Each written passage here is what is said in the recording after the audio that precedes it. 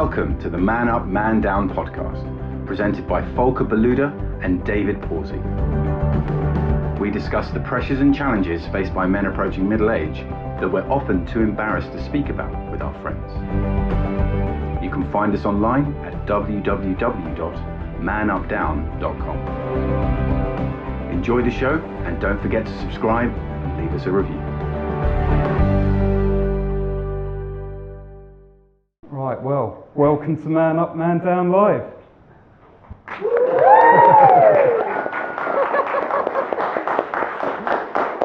We're definitely doing that again. Welcome to Man Up, Man Down Live. Well, thanks very much for joining us. Obviously, as you can see from the slides, it's going to be a fun-filled evening. Date night. I've got my wife here, so that's how we like to party. But before we get started, just a big thank you to our sponsors. First of all, to Apex Hotel that are letting us use this room for free. We wouldn't have been able to do the event without them. Thanks also to Newman for coming along, but also for funding pretty much today, and we'll also fund several episodes going forward. So that's why we do it. Thanks also to PPAC, DT Source, Infigo, and Welldoing.org and Metal. All great companies. Recommend that you check out their websites, etc. So here we are to talk about overcoming adversity. Yeah, I think that's why we're here, aren't we? So I assume everyone has listened to a podcast, so you kind of know that the way we complement each other. Support each other, right? Put each other down and then pull each other up again. So tonight is all about overcoming adversity. So if you haven't listened to the podcast, I overcame adversity myself. 7 redundancies, I think I did in my career until I went self-employed 6 years ago, which was probably the best decision I've ever made. Besides obviously launching a podcast with you, Dave. Thank you. Yeah. But we have someone else tonight here who is much better than me talking about adversity and probably overcame a lot more adversity. So Marc, Convey, a burn victim at 13, 14, come on up.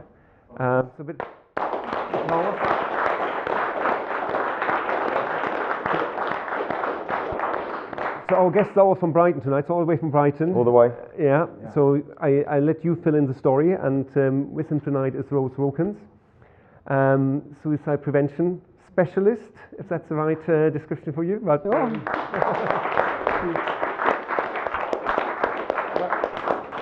so welcome to both of you, both from Brighton. So it's great. We're all on the Brighton, or actually part of us are on the Brighton train home later on. The party train to Brighton, right? So welcome to the live podcast recording, and thanks for making it. Thanks for having us. It's a real privilege and an honour.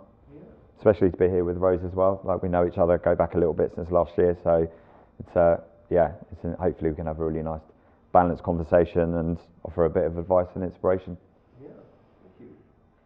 So where do we want to start? Do we want to start with you, Marc, telling us about your story, because that's quite a heavy story, quite an intense story, but I'll let you take it away. Yeah, I should probably come with a little bit of a trigger warning, but it also starts with a cliche. Kids playing with matches when they shouldn't have done, which I was doing. 14 years old in Ireland on holiday, playing with my first cousin, and we did what we call like a genie in a box when we were finished playing with caps. Unfortunately, it was a bit too close to a can of petrol in a garage, in a car garage, and the can of petrol fell over, created a wall of fire that trapped me in. Luckily, my cousin was on the side of the door, the only door, managed to get out. It's actually only really the last couple of years that I started to look back at it and talk with people who were there that I had to come with the realisation I probably did have a bit more time to get out than I realised. In my mind over the years, I think I protected myself by assuming that it was like instant and then I was trapped. So I froze, I guess, in that moment, or we're still trying to figure out, how we're going to get out of this, like in terms of trouble. I think I was more worried about, probably the decade detention, or being grounded that I would have got. But anyway, before I had those conscious thoughts, the heat, the fumes, I passed out, I had a crazy near-death experience where it felt like, you know, I was talking with souls or beings that maybe are ancestors, you know, inexplainable really. And it's not something that I need to explain or figure out. The only thing that, you know, I take from it is that I then heard my uncle's voice. I was staying in my uncle's house, and I heard in quotation marks, his voice telling me that no, you need to come back. You've got great things that you're going to do with your life, and you need to come back. And I was like, you're absolutely right. And as soon as I made that decision, it was like bang, I was awake. There's burning fire around me. Luckily, I was never on fire, but then immediately I was on my feet. And one of the last memories I had before passing out was of my panicking cousin, like running around thinking how the hell to get me out. And one of the things he did was smash a small little window, probably about chest height up to about here, of a 14-year-old boy, and he smashed it. And as soon as I was awake and on my feet, I was looking at that window, and then it felt like these two great hands just like got either side of my buttocks and just lifted me up and just threw me out the window. So I just went flying out the window, because outside my family, who had all been, you know, one of my other cousins was upstairs in the bathroom, and he raised the alarm, and then family came out. My mum was there, my 11-year-old sister was there, and some other cousins, and it was a petrol fire, right? So just throwing water on it was only probably going to bring the flames closer to me. There were no emergency services that they could get hold of, so they were on their own trying to figure this thing out. One of my other cousins said to me last year that, and again, I didn't realise how long I was in there, and I don't have a time, but he was saying, yeah, that it got to a point where I didn't think we were even going to find a body, let alone you being alive. So actually, it's a kind of another multiple miracles that, you know, pretty much what you see is the main damage on me. It was 38% originally with burns, but luckily you grow and burn sites shrink, so there's just a few patches around me. So I don't know how, but anyway, so I'm out, and then I'm just rolling on the floor next to it. I think I'm black as soot, not surprisingly, and I hear, he's out, because one of my cousins, the one who raised the alarm, at that point had gone into the downstairs shower, turned the shower on, wet loads of towels, and he was about to come in to find me until my uncle stopped him, which I'm really, really grateful for, because it's just enough having one member of your family go through this. And then, yeah, packed into a car, said no emergency services that they get hold of. There was a really big electrical storm in the west of Ireland, across all of Ireland, I think, that day, one of the biggest they'd had in decades. So it may well be that they were out dealing with other emergencies. One other child did die that night, got struck by lightning. Anyway, bundled into the back of the car with my mum. The 10-mile journey to the local hospital was pretty horrific, as you can imagine. And I've just started writing my Substack, my story actually, and I wrote about this journey, and my mum filled me in on some details, and she said to me, you know, do you remember just asking us to let you die, because the pain was too much, and I didn't remember that. The pain was horrific. Anyway, managed to get to the local hospital. They took 2 or 3 hours to stabilise me, but then they didn't have the facilities there to really look after me, so I had to be get put in the back of an ambulance, 4-hour journey across night to Dublin. I flatlined twice on the way, so they were telling my mum, who was in the front of the ambulance, that they were changing drips or something like that. I got to Dublin alive, thankfully. Put into an induced coma. That was for, I don't know how long that was for. They then slowly took me out of that, but then someone didn't read my files properly to see that I was allergic to penicillin. So someone gave me penicillin. That nearly killed me, so I had to go back into an induced coma. Came out of that. I was in Dublin for about 9 to 11 weeks. Had 3 operations while I was there. They butchered my hands, unfortunately, and did stuff that they shouldn't have done. The grafts were successful. A lot of pain medication, and then they got me addicted to morphine, unfortunately. So I had to go through cold turkey from morphine as well at some point. I think that was after I'd come out of all the danger zone, and then they were. Because I know that when I was reading your Substack, that was something that I picked up on, but you hadn't mentioned when we interviewed you before. Yeah. So, I mean, have you found that from writing about it and talking with your family more, is a lot of stuff coming back? Yeah, loads of stuff. So when I decided that, because for decades my mum was going to be like, when are you going to write a book? When are you going to share your story with the world? When are you going to let others see what we see from you and how you talk? And I never thought I would. It wasn't that I was or I wasn't. I was just like, no, I'm not ready. I'm too busy living life.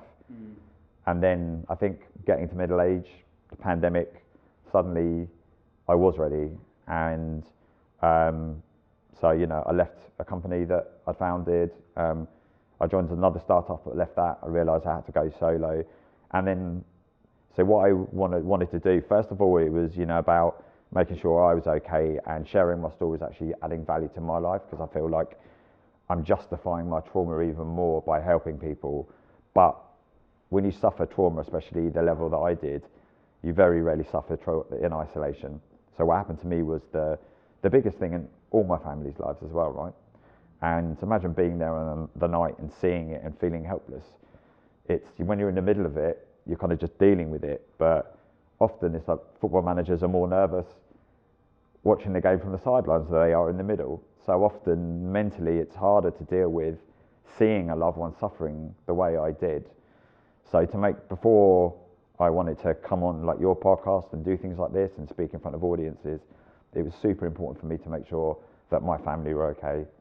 So I did a 3-week camper van trip around Ireland, and I had one-to-ones with all of them that I could, just to make sure that they were okay, if there's anything they needed to share. And then from that, loads of new details emerged, and then that triggered my own memories. And then sitting down, which I did last summer, and just wrote 40,000 words while it was all fresh. Just every day I wrote for 2 hours, and loads of stuff came up. So yeah, absolutely. But yeah, so Dublin was a bit of a roller coaster, torturous dressing changes every day, and then getting back to England at the end of September. So this was 1992, and that's when the real kind of hard work started, should we say. I think by the end of the year, so by Christmas I'd had another 17 operations, I think. So my first full week in the hospital was Operation Monday, Operation Wednesday, Operation Friday. Some of those were huge dressing changes, which they did under general anaesthetic, which is what they didn't do back in Dublin. So I was having them with just Entonox and too much morphine, obviously. So surely you can never have enough morphine. You can until they take it away, and then 4 days cold turkey would tell you otherwise. But it was relentless in England, but it was very clear that we were just surrounded by like the best in their field, like world class, and it was like I was up for the fight, and I was up for making sure that they were up for giving me the treatment that I needed. So I just kind of threw myself into it, and it was just unbelievably fortunate to have an incredible family, supportive family, a stable family. I had a stable upbringing, amazing school, amazing community. My parents are both Irish Catholic, so being brought up in the church, even though I don't practice these days, it's just whatever you say about organised religion, the one thing that's amazing about it is the strength of the community, and when something goes wrong, how they just wrap themselves around you. And I had parents that for decades just paid things forward, were just so giving, and then suddenly it all just came back when they needed it most. So that's kind of like the real kind of like crux of kind of what happened to me. I mean, that's obviously the depressing bit. Yeah. But I mean, like when I sort of was talking, I was describing tonight's event, selling it to my friends, and the thing I said was, you were basically told we got to miss a year of school, you're not gonna live a normal life, and to paraphrase, you're like, well, fuck that, I am gonna do those things. So, I mean, can you sort of talk us through your mindset and your attitude? Well, I think I was very lucky that, what I inherited character traits from my parents in terms of stubbornness and pig-headedness and being quite competitive, and these are things that could often get me in trouble, and did get me in trouble at school and falling out with friends, and but I don't know if it's easy to sort of look back and think we consciously made these sort of decisions, but I because of everything that went wrong in Dublin and how out of control I felt, when I got to the UK and back to London, I wanted more control, even at 14, and just to be informed of what was going on. There was so many times where there was, people in the room, 2 or 3 or multiple adults talking about me, like they were making a decision for me that then they would go and tell a child. And I was just like, when I got back to London, I was like, Mum, this is not the way it's going to work. And then it helped her as well, because it takes some pressure off her and my dad's shoulders, that I was like, I want to know everything that goes on. I can take it. You give me all the details and let's make these decisions together. And I met up with my physio for the first time a while ago, for the first time in 25 years. And she said she remembers it clearly. She was like, day 4, she was like, I was like, I've got to up my game because this kid is ready for it. So if I did those kind of things, I was talking to Rose about this on the way up, in terms of there were the controllables and the incontrollables. Incontrollables? Anyway. And the things that I could control, I wanted to be fully energized and making decisions in them. So education was one of those things, and my attitude and all those things. And there were so many things that were outside of my control. It was like, you're going to have all these operations, you're going to have to do this, you're going to have to rehab. So with those things, I said, right, I trust you, we just go with the flow, and then take that energy, which is precious, and put it into the things where I know this is going to be really important for my mental health. And when you're 14, the year below you seems really young, and the year above you seems really, really old. And I just knew mentally it would destroy me if I had to drop back a year. And it really pissed me off that they were all just assuming that was going to be the case. So I was just like, to my mum and to the community nurse, I was like, I'm telling you now, I'm staying in my school year. You do whatever you need to do to make that happen, and I'll do what I can do from my side. So as soon as they were on board, they just went to war for me. With my school, who were just, no, we don't have the resources, you have to go back, we need more time to plan for this. The local authority to be able to get, like a taxi lift, so that my mum didn't have to do, she could get a bit of quality of life back, because she gave up everything for me to be my primary carer. Problem is, my right hand was really badly damaged, and so I had to learn to write with my left hand when I wasn't having operations on it. But luckily back then the NHS they were just starting to shut them down, so there was schools within the hospitals, so I could go for 2 hours every day and just learn and practice to write, use a keyboard. So that was huge. Without that, I wouldn't have got back to school for sure. But yeah, somehow 6 months later, I'm back in school. And I read reports of people who go through, what I've gone through, but in the modern day, and often they're inpatients for 18 months and 2 years. And I was 14 years old, and 6 months I'm back in school, and it was just, I'm not trying to big myself up here. It's just, I think you can, Marc. Okay, all right. I was fishing for compliments. Thank you. But I think that the NHS was resourced enough that there were community nurses, so they could support me, not always as an inpatient, whereas you don't have that so much now. So to be able to have a nurse to come out to effectively set my bedroom up as a second hospital ward, effectively, so that I could go home for weekends, so that I could reintegrate into society as quickly as possible. So that before I was too institutionalised within a hospital, and suddenly the longer you're away from seeing the people that knew a different you, the harder it gets. Whereas very quickly I was encouraged to reintegrate back in, and I was all for it, and I always very much had a head up attitude, and then having extra resources like the school in the hospital was massive. So I rocked up in January of 1993 back to my school, and that was probably single-handedly the hardest day of my life. We can talk about the accident, but that's in the moment, right? The school has that lead up. You're going back to an all-boys, very masculine Catholic school, and it was terrifying, absolutely terrifying. But you go in and you face them, and you realise actually people just care about you more than anything, and you get over that hurdle. So these things came thick and fast, for the first 6 months, new things, relearning, being fitted with a clear Perspex mask, which I had to wear 24 hours a day for 2 years. So if I didn't look scary enough, you put that on me, and then I've got to turn up at school. But I had unbelievable friends who just rallied around me, and it became clear that I was untouchable in terms of if anyone came near me, they would have been booted out of school. And I just suddenly started to enjoy being able to like face up to bullies and take the piss out of them. You can't come near me, mate. And I remember doing that to one guy in particular, and it was just like, this is all right, this. So it wasn't let the power go to my head, but you know what? I'm going to enjoy this status and this little bit of ego feeding. You know, it's a short-term thing. It's going to get me through this until I learn to reintegrate back in. And then, you know, 18 months later, but I was only back at school part-time because I was still having physio 4 days a week.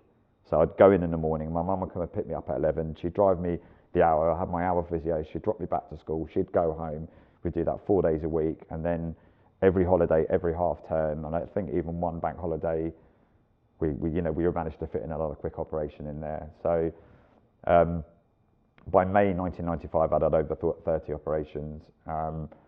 But yeah, so the hardest day was going back to school. The proudest that my mum's ever been, my parents, was when I managed to get 5 GCSEs. You know, very, very part time, and just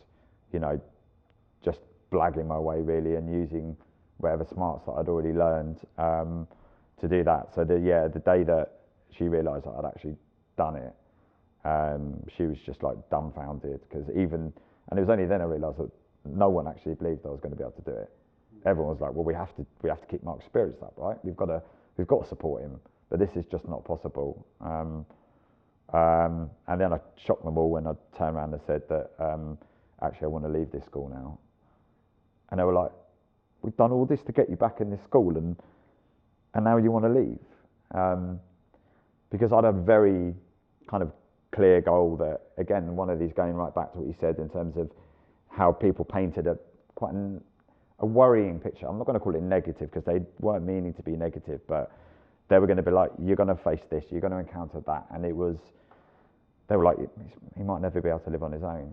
I was like, I'm not even that. So for me, living my own was getting to university. So that was, the first goal was getting back to school. And this goes back to the controllables and the incontrollables as well. The things that I could aim and put my energy towards and create targets to give myself a bright future, I would do. And then the incontrollables, the day-to-day, the operations, it would all be about trying to stay in the present. Because if I didn't stay in the present, like, there was just, suffering just in front of me. Was it always, I just want to get to the next step, or did you kind of have, it's like, well, I want to do my A-levels, then I want to go to uni, and then want to do this? How conscious were these decisions? Yeah, when you're 14, it's looking like. So if I look at my 14-year-old, I think consciously staying in school was conscious in terms of just doing that. The other ones were just probably me just trying to prove people wrong, which was great. Yeah. And because people, tapped into that and empowered those parts of my personality. It wasn't like to become a new person to get over. It's like, okay, what were you born with, and how can we take what you've got and apply it in the right context? So to turn these traits into my superpowers. So my pig-headedness and my competitiveness and those things. Target-driven, right? I was so into sports and achieving and doing those things. So for me, staying in school, and then it was like, right, I've got to get my A-levels. But by that point, when I was like near to leaving secondary school, I was very aware that I was not in a real environment. I was wrapped in cotton wool, and I'd seen my older sister go to university. So she went to university the September after my accident. So, me and mum were still in Dublin when my little sister first went to secondary school, when my older sister first went to uni, and then mum not being there to support them, and my dad having to deal with it. And my older sister, struggled a bit, I think, in early years of university, and the step up for her, even from her safety of a 7-year convent school she went to, was a bit much.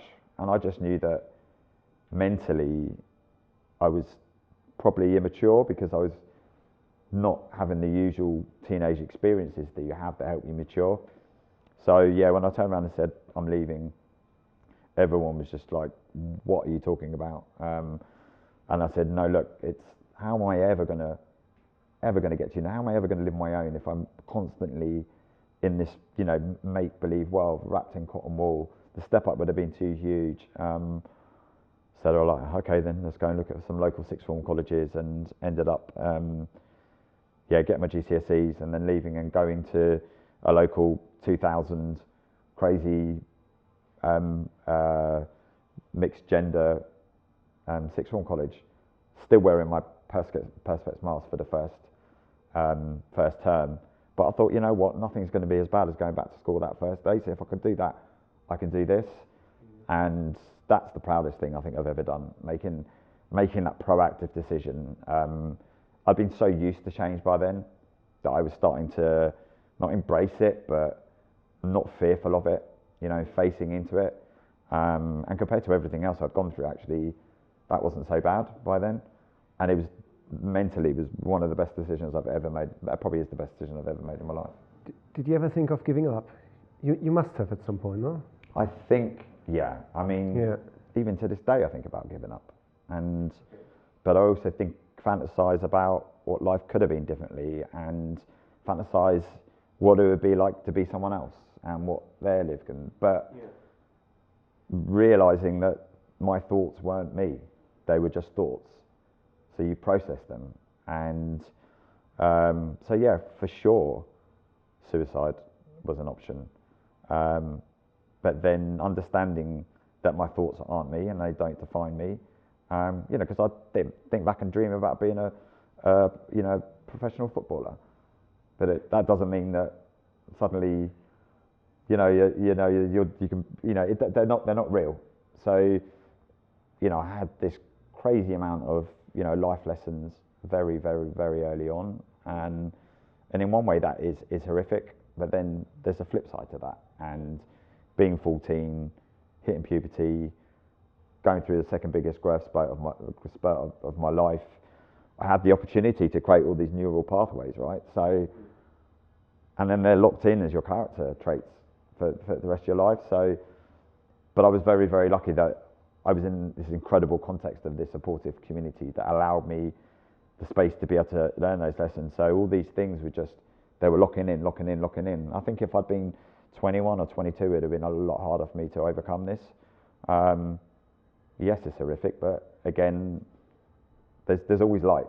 You know, it doesn't matter how much darkness there is, it's always balanced up by light, and it's just where you're looking.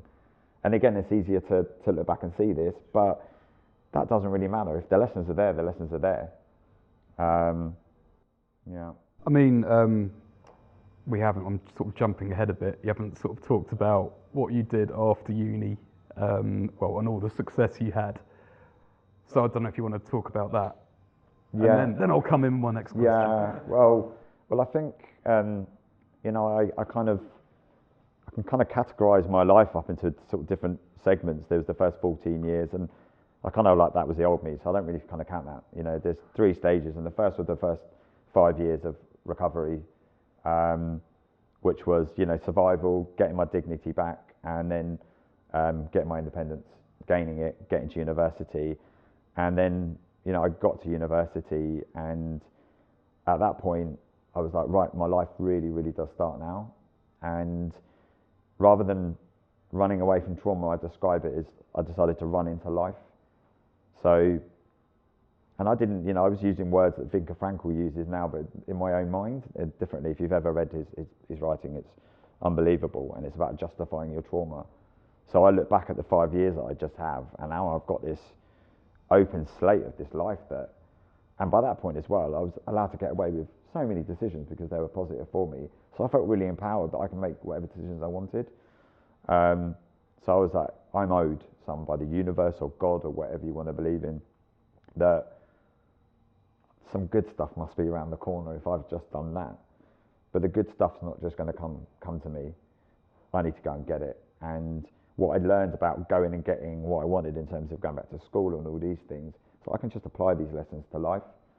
But there's always ups and downs, and 2 steps forward and 1 step back. And university was incredible. It was like an extension of sixth form college, but also in terms of broadening my horizons, my upbringing, how kind of quite narrow it was with this Irish Catholic community and the religious side of things.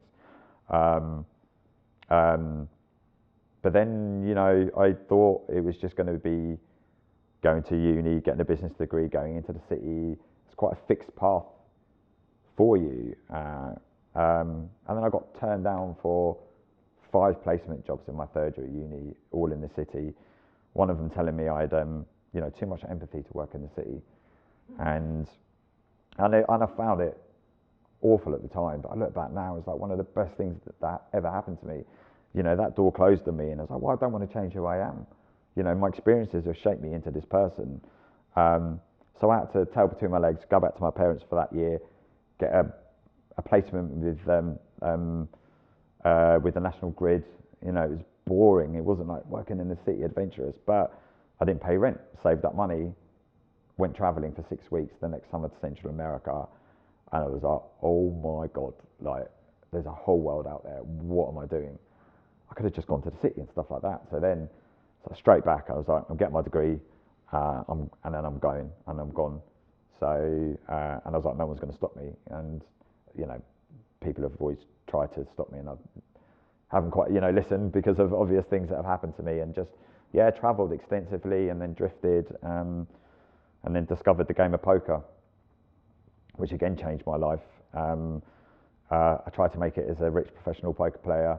That didn't quite work out for various reasons, but it turns out I was pretty good at writing and talking about it, and got in at the very early stages of the industry, especially in Europe.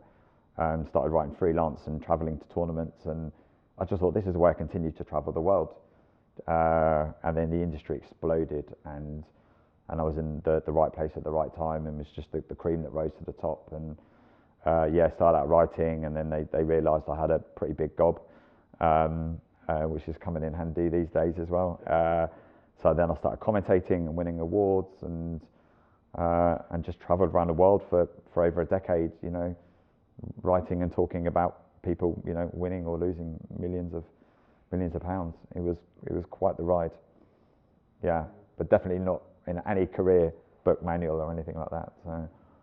So, my question is, do you think you would have kind of done that if you hadn't had that pivotal experience at 14? No, absolutely. And I actually want to bring you back to, one of probably the hardest conversations I had when I was back in Ireland, when I was speaking to my cousin Brendan, who was the one who's had to deal with guilt trauma his entire life. And one of the ways that he's fascinated by my relationship with pain and how I write about it. And he has in the terms of you build up this incredible tolerance to pain. And for him to think, he nearly played a part in killing his first cousin, and then seeing the suffering I went through, he had to learn to deal with guilt in a similar way I had to deal with pain, which is fascinating to hear it. And I'm going to put that writing into my Substack, because he's written some stuff for me, which is incredible. But one of the things that very recently that helped him was he's now in Madrid with a beautiful wife and 2 beautiful daughters. And anything in your life can, the butterfly effect, it can change anything, sliding doors, however we want to call it. And he thinks back that, well, if that didn't happen, what life would I have? And I was like, your kids and your wife. And then he goes, well, then I also think, what life have you have had? And you were out of all of us, in our cousin group, it was, if we have had to pick one of us from that generation who would not have accepted living a mundane life, it would have been me. So it's whether or not you believe in fate and these things meant to happen, I wouldn't change anything for the world, because it sent me on this most incredible adventurous lifestyle, and I'm so lucky that mentally I'm okay. Physically we can get over these things, and I agreed with him, and and it was a lovely, not full closure, but a lovely kind of sense of almost full closure there. We're both extremely content with who we are, despite this crazy event that we both caused. Yeah. If I remember correctly from the podcast, you never had therapy, did you? 15 minutes, I think. Yeah. Which is incredible. But official therapy. But I'm really glad you brought that up. But so obviously you have ups and down days. It wasn't. I'm not going to sit here and tell you that I was like jolly every day. There were some horrendous dark times that you get through. That so many of them that I've forgotten, and I'm really glad. So I do look back a little bit through rose-tinted glasses, but I don't apologise for that, because I want to be a beacon of hope for people, to show that you do get through it, and your psyche allows you to forget some of the bad times.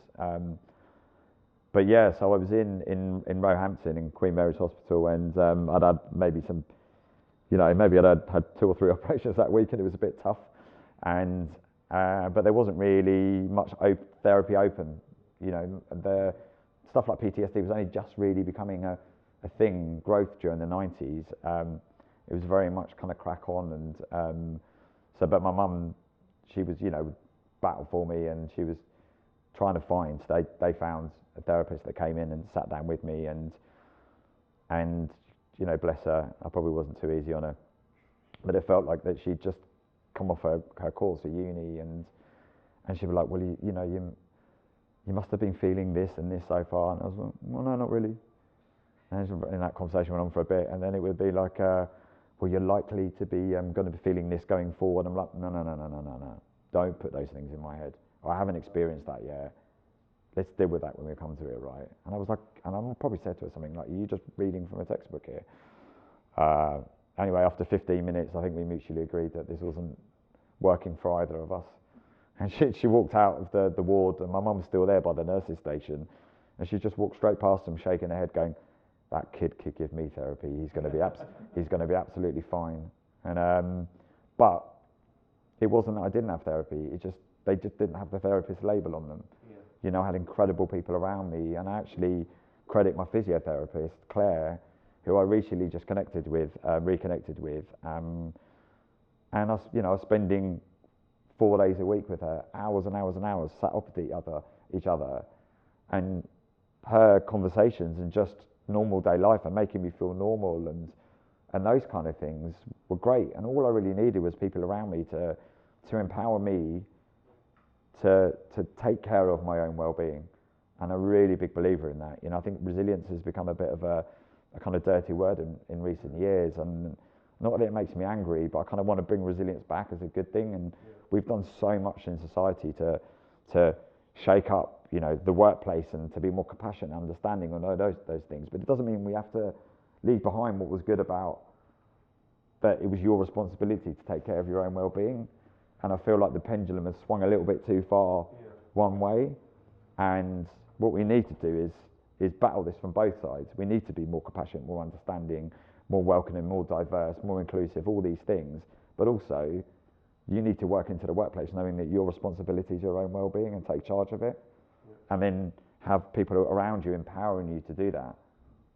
But the important thing is, and maybe we'll get a bit into this more when we bring Rose into it, is my life had unbelievable value from the very first day that I woke up from a coma. The people around me showed me that I was adding value to their life.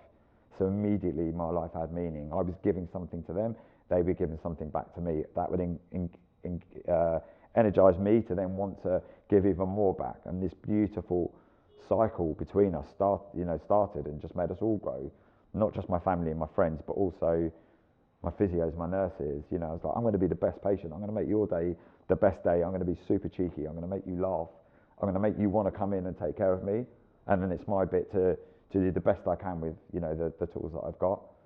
I've completely forgotten what you said in your question. I went off on a bit of a tangent there, but I think it's a nice segue to actually bring Rose in the conversation as well. Oh God, I actually forgot I was here to answer questions. I was like, this is taken over. No, but because I've heard your story before, but it's amazing, Mark. It's just amazing what you've been through, and Sorry. So let's talk about. I mean, you probably want to introduce yourself as well to the audience in terms of what you do, and then we can talk. Maybe I think resilience is a great segue into what you do, right?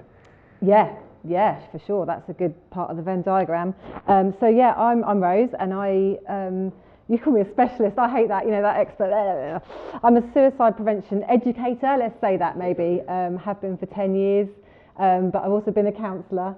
And I was a Samaritan in my early 20s, but I've been through my own stuff. I've lost people. I've considered suicide myself, but what I love doing is it's my day job. I go into anywhere from like Wandsworth Prison to the leaders at TikTok, and I train people how to talk about suicide.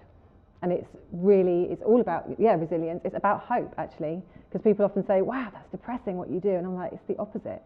I go into somewhere where people are terrified of this subject, can't say the word, maybe they've got their own personal experiences around it. And when I leave, they think, I can make a difference. And that's incredibly, it's rewarding for me, but it's hopeful. I'm in the business of hope, not the business of suicide or death. Yes, I mean, it's a heavy subject. I talk about it every day, but I'm very much in the business of hope. Yeah. So how did you two meet? Making it sound like Cilla Black. Yeah. Well, our first date. How did we meet? Well, we got introduced. I just left my second business in 2 years and did that trip around Ireland, came back, and I was going to write, but I was like, well, I've got a bit of time on my hands. And then a mutual friend of ours who'd seen me talk a few times and then maybe mentioned me to you or something. So I got asked to join a committee of the Baton of Hope, which was the biggest ever suicide prevention initiative held in the UK last year. 12 cities in 12 days carrying a baton around. And that's what you're doing in that picture, actually. You're holding it. I'm holding the baton, yeah. And Rose, because the amazing work she did, was encouraged and asked to become the Brighton leg lead, which she thought was going to be a small little half-a-day thing. It was 4 months of my life. It was day and night. It was April to July last year, and it literally took over. But I did it. Yeah, it was the voluntary role of a lifetime, and Marc got involved. We had a team of about 6 of us that just lived and breathed it. And then on the day the baton came to Brighton, it was phenomenal. So that baton was held by 90 people in Brighton, not thousands, hundreds over the whole 12-day tour. Ended up being passed over to Downing Street, didn't it, on the 12th day? Yeah. But everyone who held that baton, it was in memory of someone they'd lost or because of their own story of survival. And so, literally the weight of it was something, wasn't it? It was super heavy and engraved it was beautifully. But the stories that it carried, by the time it came to us, we were day 11 of 12. It had started in Glasgow, 12 consecutive days. It was just a hell of a initiative, yeah. And we met in that, we just lived and breathed it, didn't we? I thought it was going to be like a one day a week thing, and then just taken over. I got involved in May time, and it was just, it was like Rose is the best leader I've ever worked for, and what she pulled off. We had 35 or 40 volunteers, helping us and working for us, and we went bigger than any other city, and Rose was the driver of that, and we were there to support her and energise her. But it just opened my eyes to the work that Rose was doing, and how even more grateful and fortunate I am that I didn't go down that darker path, and wanting to explore why and what makes me an outlier and how can I look back. So all of a sudden, it was a gift really from Rose and from everyone at the Baton of Hope that made me realise that I can play a big part in helping people at a point of trauma or whatever go down there, or what we can learn from my story about what we can do for each other. So if Rose is at kind of one end of the spectrum in terms of educating, fighting the fire, excuse the pun, whereas I can maybe be a bit in the if it's a spectrum of mental health, a bit more. Well, at some point, anything can happen to you that can change your life, that can just send you down a darker path that you can't get back from. How can I stop people going down that dark path? And I didn't go down it, whereas I easily could have done. I could have been exactly the same person with exactly the same traits. But I often think if you transplanted me into a care home or something like that without the support, then I probably wouldn't have made 20. So seeing that work and seeing it all, and then all the incredible conversations that I had with, especially with men, that me being the only male, except until Ian joined us, and we used to go to different events and stuff, all of a sudden people were opening up to me like they'd never done before.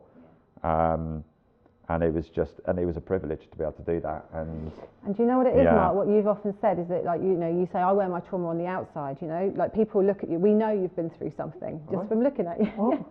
And and actually, and you've always, sorry, I'm not putting words in your mouth, these are things you've said to me, that it's like, we're worried about, you've always been more concerned about the person who hides, because it's so easy to hide our pain. And there are so many people living in extreme pain, and it's just very interesting to me when you talk about that, because it's about recognising the signs, isn't it? Those really subtle changes in people, and actually starting that conversation and being proactive.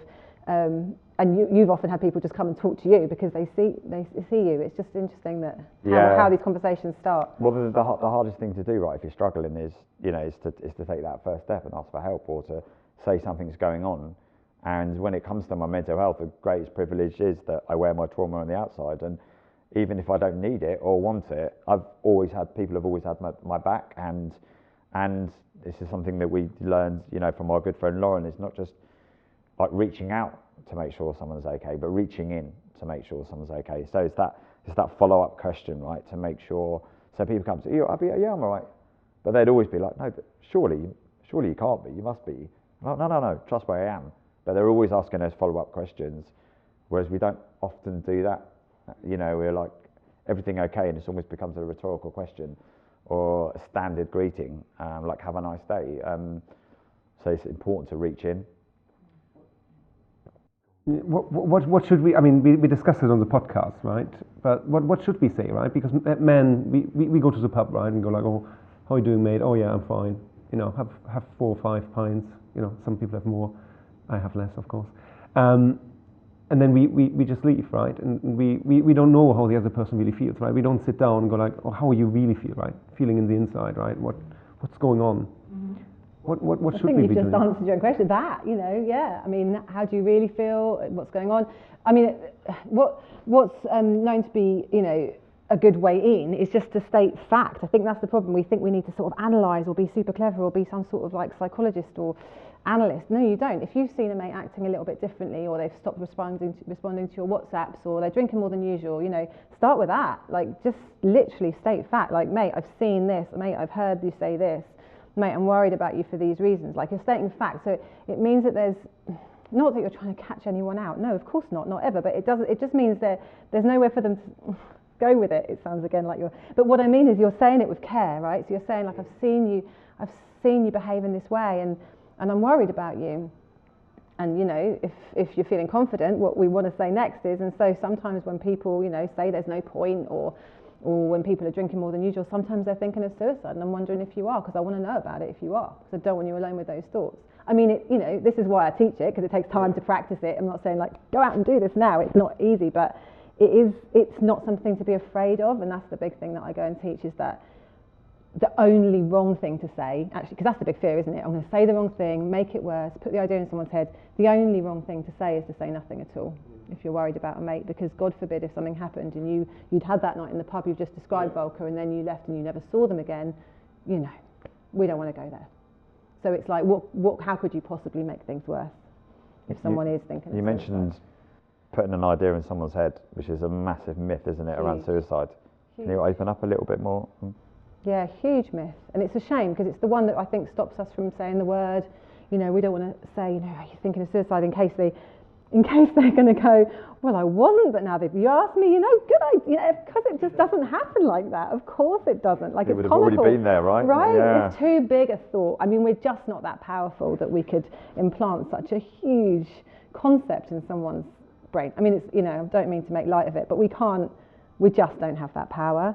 I think we kind of use that as an excuse, almost like I'm going to put the idea in their head as an excuse, because actually what we're afraid of is the answer. We're afraid of them saying, wow, you just asked me that question. Well, yeah, now you've asked, I am. Now what are you going to do? That's the fear, isn't it? 100%. Yeah. So what we do is we listen and we say, thank you for telling me, and I want to hear about that, and let's get some more help, because we're just 2 people. This is bigger than us. What are we going to do? Oh, you're going to crash course in. Come on my training, you'll learn so much more. But it's, I think the big message is like, just that it's not a dirty word. I think it is changing. I do feel like it's losing its stigma. We're seeing, we are talking about it more, which is excellent. But it's, it's just how now we need to talk about it with confidence, with clarity, with compassion for them, for ourselves. It's not an easy conversation, but it's life-saving. Literally life-saving. Can I just probe you on something, Rose? So I was listening to Darren Brown book on Happy, and he talks about how there was like increased suicides after Marilyn Monroe died, and a couple. Oh, and there was a book in, I think it was like the 19th century, but basically there was like it was the first time I think like suicide had been depicted in a book, and then there was apparently like a wave of suicides, and I think after, I don't know which one it was, but they were saying that when Kurt Cobain died, that there wasn't, and there was like a change in the way that these things were reported. And I know that there is a certain term for it based on this novel that was written at a time that I can't remember. But I mean, is there a fine line between, I don't want to say glamorizing it, but discussing it? I mean, you've obviously said that you can't put that idea in someone's head, so there isn't any harm in talking about it. But I mean, obviously, big news story today, for the last 24 hours. Yeah. You know, from it seems that might have been self-inflicted. We're talking about Liam Payne from One Direction. Yeah. So you're asking about like how it's reported and how there's a danger that the way it's reported. Well, I mean, just sort of how you've sort of said, well, there isn't any evidence to suggest that we can put the idea in someone's head. By asking the question. I guess that's the difference, isn't it? By saying to somebody directly who you know and care about, or hey, look, even a stranger, I'm worried about you for these reasons. Does it mean you're thinking of suicide? That can't put the idea in someone's head. I don't know that there's evidence to suggest that articles can't, or that there is. We know that there is contagion and people sometimes there's that stuff. But the way it is reported has definitely improved. Like the Samaritans have super clear media guidelines now for how you report a suicide. And it is things like if they're, it's never trying to assume, it's not like stating that there's one cause, because what we know is suicide never comes from one thing, right? So historically it used to say, somebody died, he'd recently gone through a divorce, full stop, and that's the only thing they mention. It's like, for sure there was other stuff, right? So there's that, but also the language, so that we don't talk about committing suicide anymore. That language is gone, because that's obviously when it was connected to can we commit a crime, we commit a sin. It was a crime till 1961. Suicide was a crime in the UK. It is still in some countries. But when we use the word committed, there's blame and shame. So that's changed. We'd use different language now. We'd say a person died by suicide or took their own life. And it's just it's more compassionate, it's more factual. It's not got that weight of shame attached to it anymore. So all this is helping, I think, it's about having that compassionate voice around it. And especially for people who are bereaved, there's possibly people in this room who've lost someone to suicide. It's a very, very dark place, and it means that if someone's lost someone to suicide, that you are more likely to think of it yourself as well. And the way it's reported and the way people talk about it is so important. I think these we often, we're living in a populist kind of era where so many things are binary, right, and black and white, and I think so much, or trying to create singular meanings from the thing. And I think a way that we can move beyond with our mental health and our journeys and how we overcome trauma and build up, overcome adversity and resilience is to become a lot more subjective.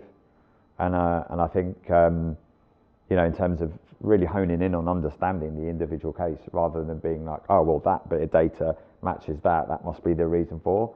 And really getting to understand and dig deep into that person and what they've gone through, because it's so much more complex than just one thing. It's all these different things, and I just think that's what we need to do. And it's like, well, I've been kind of anti the PTSD kind of label a little bit. It came from like Vietnam War syndrome or something, and before that it was like shell shock, and it was used as a political weapon in America, and then papers were written about it and verified by medical bodies that weren't necessarily peer reviewed enough, and suddenly you've got this 25 check box whether or not you've got PTSD, and it's like, come on now, just get to know me a bit better.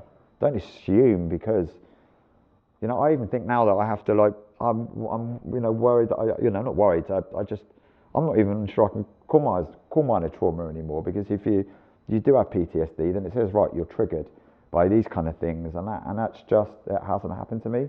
So can I not call my accident a trauma because I didn't get PTSD? I just think there's more improvement to be done to the simplification of the categorization of the language and everything we need doesn't fit with the complexity of the problem. So I think we've got room to move those things closer together.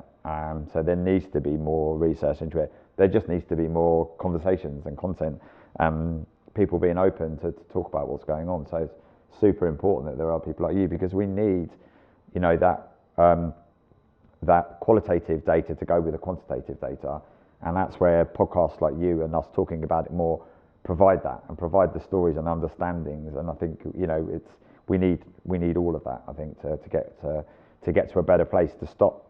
And the numbers are going up. Am I right? Is it? Yeah. Last year the numbers were the highest they've been for 24 years. Yeah. Should we go down the rabbit hole of social media? What that has to do with it, and phones. Oh. I found the article, by the way. I need to send it to you, actually. About social media increasing. The correlation between, to your point of data, right? People compare themselves to others more.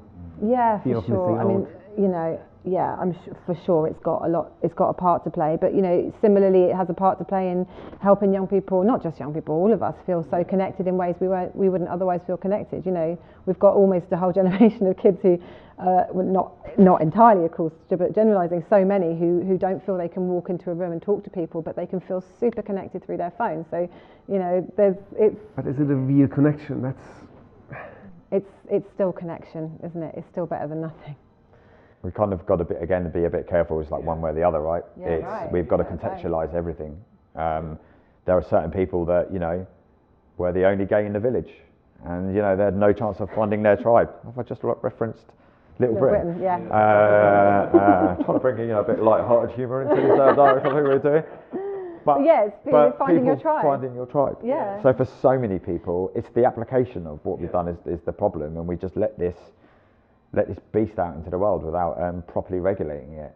So the thing itself is not the problem; it's the use of it. The use of it, right? So what's changing? So like obviously that when we create a safety plan for somebody, if we know someone's thinking of suicide, what was never in it and what's now starting to get integrated, absolutely correctly, is internet use. It was never a discussion, but like, can you imagine sitting down with someone who's, you know, thinking of suicide, and you're working out who they need to speak to, and you should bring in your mum, okay, you want to bring in your doctor, okay, and let's get Papyrus on the phone, which is like Samaritans for young people. So like, you've got some things, but then also let's have a conversation about when you're on your phone for however many hours a day, what you're looking at.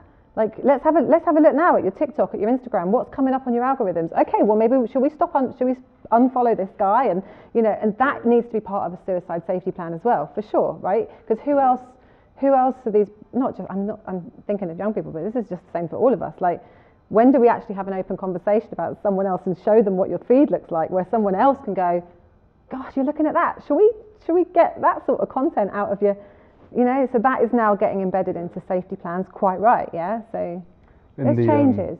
In the Darren Brown book, he makes quite a good point that basically, like back in the day when it was a feudal system, if you were a peasant, you didn't aspire to be a lord because you knew you were a peasant. So you know, you were more content. Whereas now, and it sort of talks about your sort of sphere of knowledge, of reference. That's a sphere of reference, I think it's called. But it's, you know, you basically wouldn't be like, oh, well, peasant down the road's got a bigger fire than me. You know, you basically be living in the same sort of environment. Whereas now, you know, we're exposed to, well, it is almost like, well, actually, if I take enough Instagram photos, then I can be on that private jet. Yeah, compare and despair, they say. Yeah. But I think that the problems go back even way before the internet and social media, in terms of, you know, the American dream, and civilians turned into consumers and aspiring, you know, keeping up with the Joneses. So it was always there, and it was there through the 20th, century. But it's just like got supercharged, you know, with social media, and then the world getting more connected, and suddenly there's billions more people who can now see.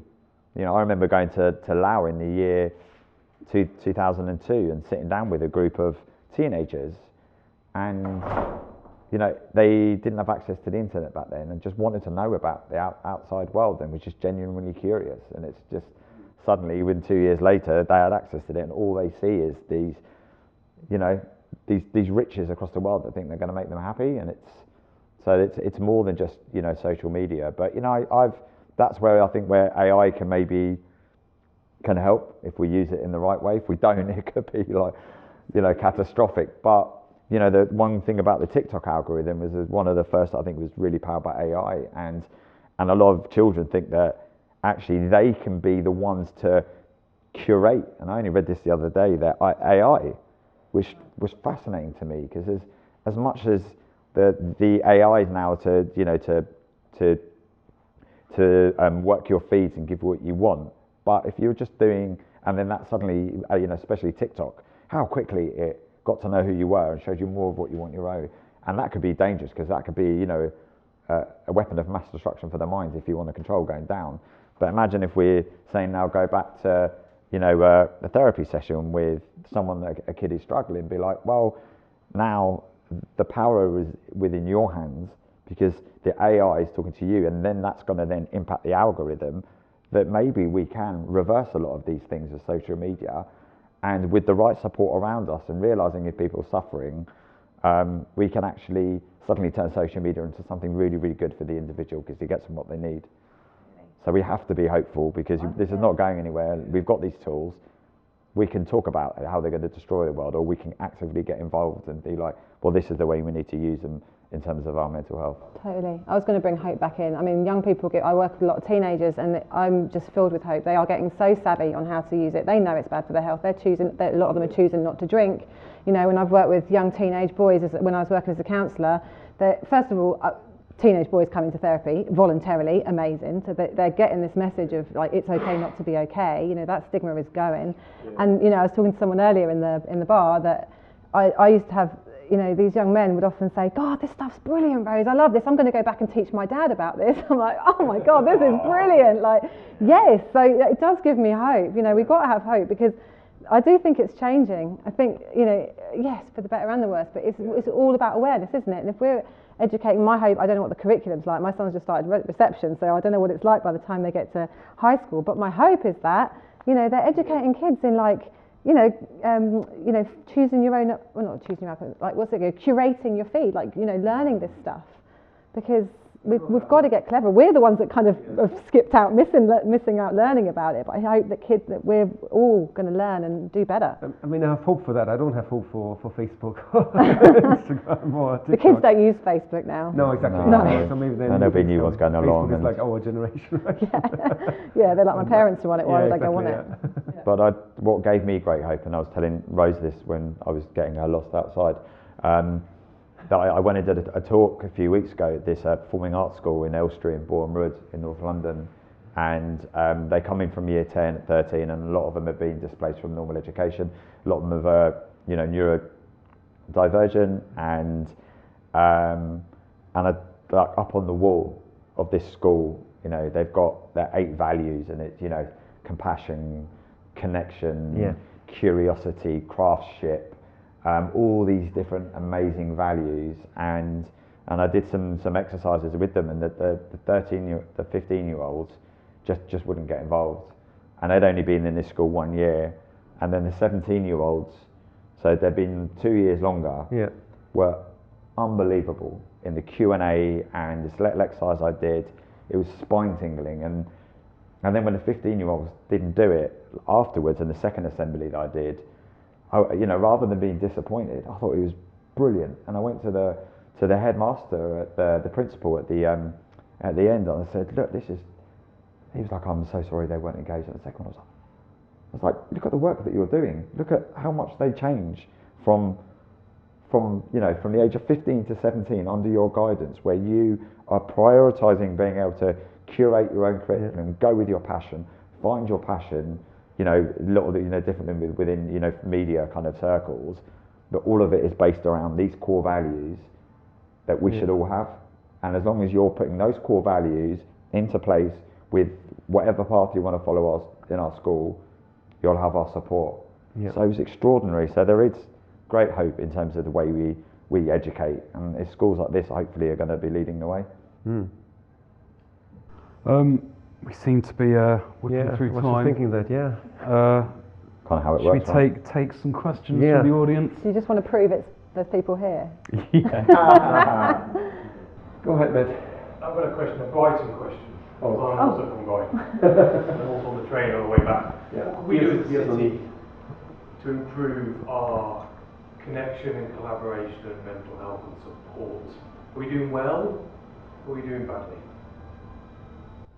I think statistically it's doing very well, isn't it? Doesn't it get classed as one of the happiest cities? And London, actually, if we're talking about suicide, has got the lowest rate of suicide in the whole UK. It's, in the northwest, it's double the rate that it is in London.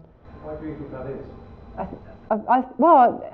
London, I don't know, because I don't feel it is particularly connected in London. I feel we do much better in Brighton with communities, but I guess there's opportunities here, and yeah, there's that sort of dream, and there's at least ways if there are jobs available and less, and I don't know. I think it's quite a transient city as well. You know, you come in to kind of find your dreams, right, and try and make your money, and then it's maybe when you leave London, go back to the provinces, if you're from there, then you maybe come down with a big kind of heavy hit. I think Brighton's got quite, I don't know the statistics, but quite kind of high levels of kind of mental health problems and stuff, but I think it's just maybe how the data's gathered, and someone in Brighton, you know, I'm generalising massively here, is probably going to be more open to talking about their feelings than, you know, someone who's got a bit of traditional Yorkshire grit about them. So, and that's just, you know, we're just way more open, and it's got some of the highest homeless rates, and a lot of, you know, mental health issues and suicide don't necessarily get reported, but it's a very, very open city, so quite accepting. So I think that, you know, attracts people who just feel like they're going to be more accepted. So, but I think we just talk more in Brighton.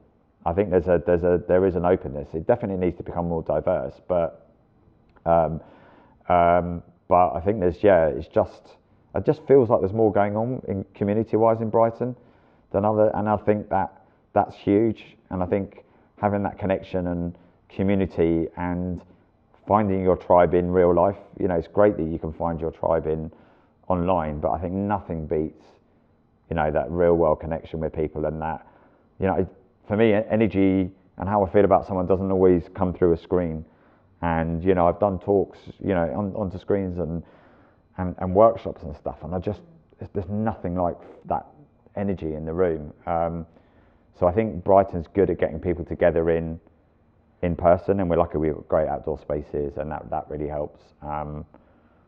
But yeah, I don't know if that fully... And I think it's not about overthinking it. It's like finding, you know, what is it you love and just doing more of it. Like if it's a yoga class, or if it's a church or a faith, or whenever you're just with people. Like I sing in a choir every Thursday, and like, so I'm missing it tonight, which is a massive deal, by the way. Huge. Well, thank you very much. much. Takes a lot. Well, you can do a song if you want, Louise.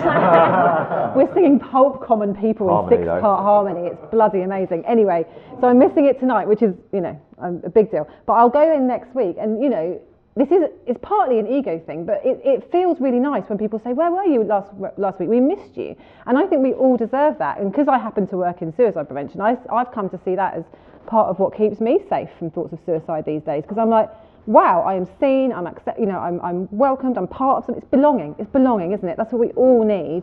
And it's not bloody rocket science. It's part of what we need to be human. It's one of our core needs, is to belong. And it's so often what's missing. But that can also be, you know, a gang down the pub, you know, but a regular hangout with good people, that also gives you that same feeling.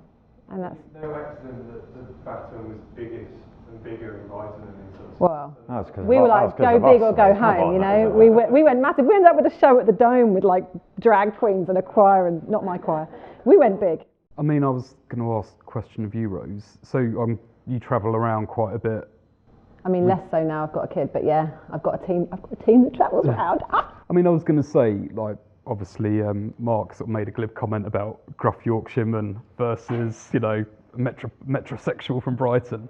I mean, do you notice that there is different kind of attitudes or openness in different areas? Huge, yeah. I haven't actually done my training in North West. I've got colleagues who do trainings up there, but I lived for a year in Australia, and I remember one of the courses I did was with a bunch of army veterans in Australia, and yeah, huge attitudes, different attitude. Like I walked into a room full of people like that, like, what can you teach me? There's nothing you can teach me. They'd all lost friends to suicide. They were army veterans, like, you know. And after 2 days, they were sobbing. They were like, oh, you too, mate? Yeah, and me, I've been there. And it was just beautiful, and it really changed. But God, yeah, that culture was, you know, again, it sounds like I'm generalising, but that's literally what it was like. Yeah, and so, but how different you can, even just in a couple of days, how that, hopefully that small community would now be communicating differently. Because it's just, if one person starts, there's the ripple effect, isn't there? If one person can be vulnerable, we know others can as well. I think we're also really lucky in Brighton that we've got, and I know you've talked a bit about this, Matt, you were going to potentially a different business of yours, these amazing co-working spaces that we have as well.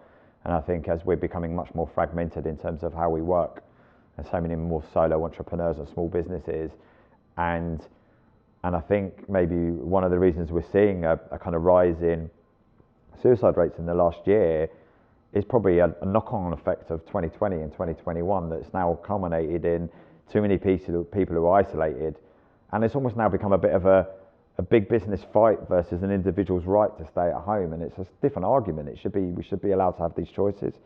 But you know, I rejoined a co-working space a couple of weeks ago just because I felt like in myself I was getting a bit too isolated with my writing and going off to a different place and doing it. And before I'd even sat down at a desk in this new co-working space I've never been to, I bumped into 5 people who I hadn't seen before, probably had 3 hugs, you know, of that, and just felt $1 million just because I've just had that connection with people. It's just not being isolated. It's just having that community and that connection is huge, I think. But I also think it's important that we do have a bit of grittiness as well. So it's not about saying Brighton's got it right and, you know, Harrogate's got it wrong or anything. It's like, no, let's cherry pick the best of both these areas, and, you know, a bit of good gritty resilience with a bit of openness and understanding. Put those 2 things together, job done. Not quite that simple, but yeah. Do you think that mental health awareness has never been as strong as it is now, but also mental health issues have never been as bad as they've been now? Do you think there's any cause and effect there, or do you think mental health just needs to catch up with the problem? Does that make sense? Yeah. I think, do you think is it worse because we're just more aware of it, so we're just saying it more, we're just being more real than we used to be? Yeah, I guess there is some, like, you know, they talk about people more willing to come forward and report and recognise things in themselves. But also, just, is there any chance that some of the talking about it is actually causing some of the issues? Wow. Yeah, I wonder. God, I hope not. Otherwise, I'm completely going down the wrong track. I think it's easier to attach yourself maybe to a kind of area and a label or something, you know, to kind of justify why you're feeling what you are. So I think, you know, there are a lot of young people especially, and it's completely understandable if you think about, you know, too often we look at the symptoms, right, and you've got to look at what's going in. But if you think about, you know, Gen Z and what they've gone through in terms of always being online, you know, the financial crash, austerity, going into COVID, being, you know, locked down at the time when they're supposed to be socialising, and across the entirety of it, the blanket of a climate emergency that, you know, they think there might not even be a planet for them in 50 years' time. It's no wonder that they're fully anxious and lacking a sense of identity and this not is knowing. The bit where you're meant to be lifting us up, Mark. Yeah, no, but not knowing, you know, like who they are, so they're attaching themselves to label. I'm answering the question. You can blame the question. So I think it's too easy to do that, and suddenly we're creating labels and subgenres of labels and all these different things. And I'm not saying they're a bad thing, but, you know, this is just my own. I went through a life of trying to not be defined by labels, and you know, so it's a pendulum that's, I think we've got to stop it swinging, or it's cyclical, you know, it goes around in cycles, whereas if we can stop the pendulum swinging so much. And I guess I would just think, just speaking from experience, in terms of like, is there a danger that we're doing more damage by talking about it? That's not what you said, not more damage, but are we maybe bringing it? But a bit like you're saying, people are self-diagnosing with problems that perhaps they don't have, or for the sake of finding an identity, all sorts of things. I guess speaking from experience, not all I know, but something I know is that having if we take it back to suicide, this is my world, but having asked people, hundreds if not thousands of people over my life, are you thinking of suicide? And having been asked twice in my life, and once I was and once I wasn't, the relief that comes is so huge that it's palpable in that moment of like, oh my God, somebody notices that I'm struggling. It can only do good, I think, by somebody seeing your pain and naming your pain. Similar feelings both times? So one time when you were considering, the other time you weren't. Were the feelings similar just because someone reached out to you? It was just wow, someone cares that much to ask that question. And whatever, and I knew I could be honest. One was a stranger and one was a friend, but I don't think it mattered. It was just the sense of like, wow, someone. I often think that when you're saying the word the first time, it's like saying, I see your pain and I'm not afraid to name it. And that is just so. That in itself is just life-saving. It's like saying to someone, I see you, I hear you, I accept you exactly as you are. It can't help but help someone. It's the most, basic human need to connect. So maybe that perhaps is like what you said before about the rise of social media, is that maybe there is a need to be seen on a deeper level that people are missing out on. It's correlating with the mental health problems and the... Yeah, I think so. Social anxiety is just through the roof, isn't it, since COVID? And climate fear, as you say, climate anxiety, eco-anxiety, and the number of kids now that are saying... In our pocket, these phones, phones, we're always connected. Even if we're not, how many times have each of us, as we sat in that room, thought about the phone in our pocket? So it's that always switched on. Yeah. So it's that tiny bit of cortisone that's like going around our system that, it's just, when do we ever switch off? Back in school, if you had a bad day, you could just go home and shut your front door and you could reset, and you could fall into your mum and dad's arms, have a cry about being bullied at school, and then you go again the next day, and you just time after time after day after day after day. But if you never switch off, when do you reset? Also, you're not becoming a sort of your online persona is a facade. Yeah. It's what you want other people to see and think of you, rather than what you're feeling inside and all that kind of stuff. So you're perpetuating this myth while actually doing nothing. In fact, you're making what's inside you worse. Yeah, and you think, well, if I be honest about anything, well, people aren't going to want to, hear about that. Absolutely. And yet, if you do, and when you try it out, it's amazing the responses you get, right? Yeah. But I suppose it's a massive leap to sort of be honest online. Yeah, although it's a ripple effect again, because we see it more and more, even on LinkedIn, right? And people are like, it's not professional. Well, we are all our whole selves, It's like, just because of that, bringing our whole selves to work. Well, do you think there's a sort of, you said about kind of place like Brighton, do you think there's ever a sort of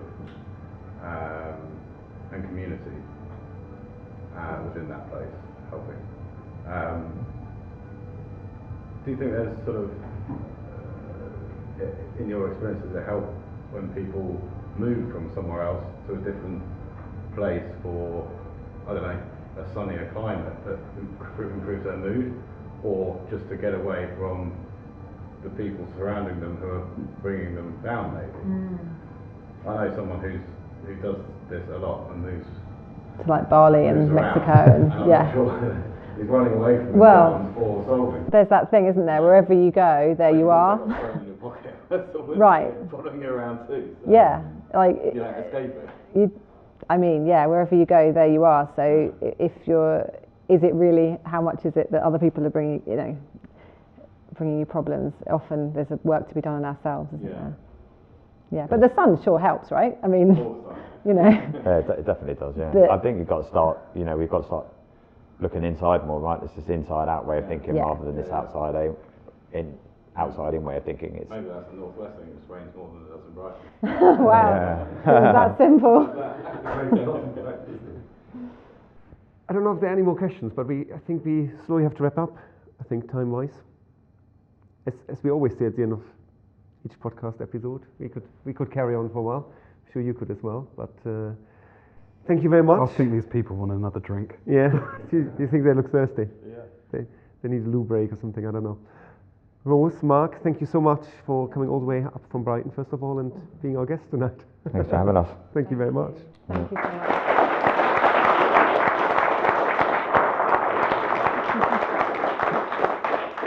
And well, thanks to all you guys for giving up your time and coming down. Greatly appreciated. Thanks again to our sponsors, Apex, Newman, PPAC, DT Source, Metal, and Well Doing. Well done. Well done, yeah. Well, thanks very much, everyone. Yeah, thank you. Cool. All right. That was nice. Good job. Thank you. Yeah.